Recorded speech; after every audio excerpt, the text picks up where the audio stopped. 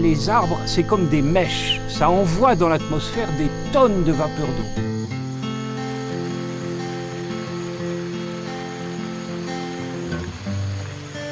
Ils sont aussi capables d'attirer la pluie sur eux.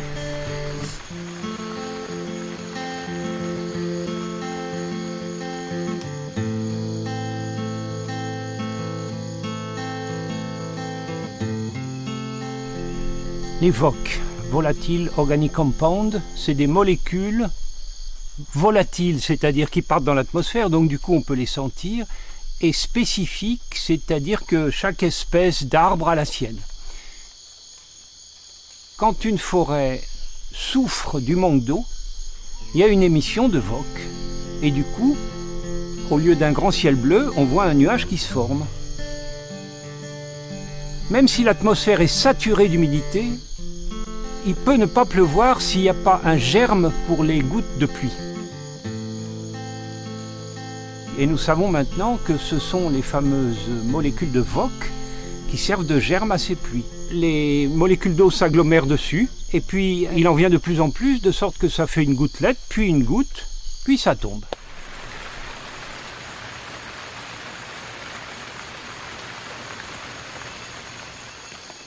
Des communications par les VOC, comme ça, on en a maintenant d'innombrables exemples.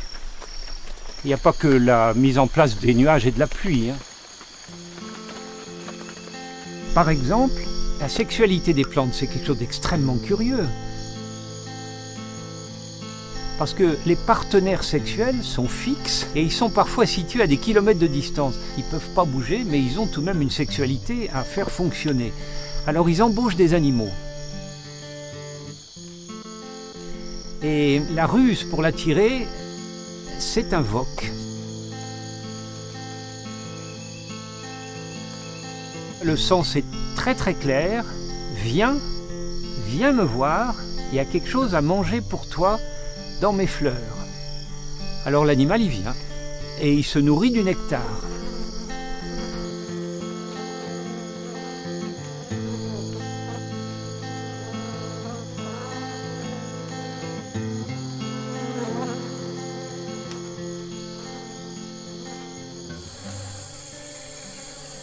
La pollinisation est faite, à ce moment-là, il ne faut pas qu'il intervienne, l'animal.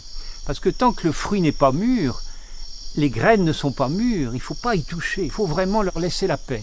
Les fruits sont verts, ils sont parfois extrêmement amers, ils sont souvent couverts d'épines, bref, ce n'est pas du tout tentant pour l'animal. Mais l'histoire n'est pas finie, parce que il arrive un moment où le fruit est mûr.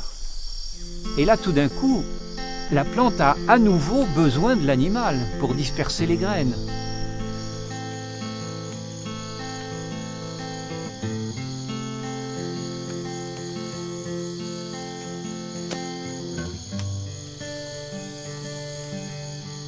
Qu'est-ce qu'il vient faire l'animal?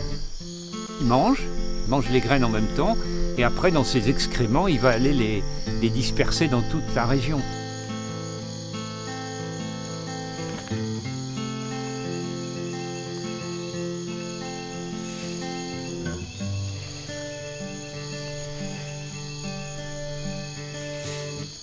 La communication entre les plantes et les animaux, c'est devenu un thème scientifique très important et beaucoup de laboratoires s'en occupent maintenant.